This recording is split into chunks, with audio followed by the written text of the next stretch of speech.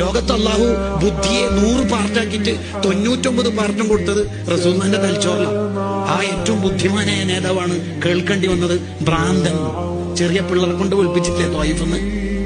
എറിഞ്ഞെറിഞ്ഞെറിഞ്ഞ് കല്ലിന് കാലിന് ബ്ലഡ് വന്നിട്ട് അൽമിനഹുൽ വക്കീല് കാണാൻ തങ്ങൾ എണീറ്റിക്കുമ്പോ അവിടുത്തെ ചെരുപ്പ് മുഴുവൻ ബ്ലഡിന്റെ കളറായിരുന്നു. അത്ര ഫുൾ ബ്ലഡിന്റെ കളർ, രക്തൊഴുകിയിട്ട്. എന്നിട്ട് എണീപ്പിച്ച് നിർത്തുമ്പോ അവര് പറഞ്ഞു ഇനി കുറച്ച് നടക്കാലേ. പിന്നെയും ഏറ് കിട്ടി. പിന്നെയും റോഹിൽ ബയാലുണ്ടല്ലോ 2 സൊഫായിട്ട് നിർത്തിയിട്ട് ഭ്രാന്തെന്ന് അവര് വിളിച്ചോണ്ടിരിക്കണത്.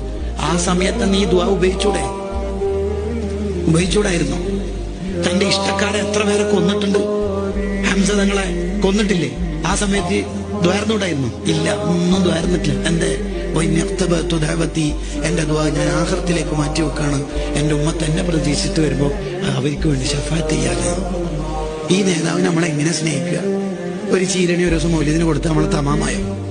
പോരാ. അതാണ് ഇമാം ഷഅബാനി റഹിമഹുല്ലാ പറഞ്ഞത്, വല ഹദ്ദ വല നിഹായ. നബി സല്ലല്ലാഹു അലൈഹി വസല്ലം സ്നേഹിക്കുന്നതിന് പരിധിയില്ല. ജമാഅത്തെ ഇസ്ലാമിക്കാരനും മുജാഹിദുകാരനും നെട്രാജിന്റെ 15 സെന്റിമീറ്ററിന്റെ അപ്പുറം സ്നേഹം പോയാൽ ശിർക്കാവും. അവർക്ക് സ്നേഹത്തിന് പരിധിയുണ്ട്. മുഅ്മിനീങ്ങൾക്ക് പരിധിയില്ല.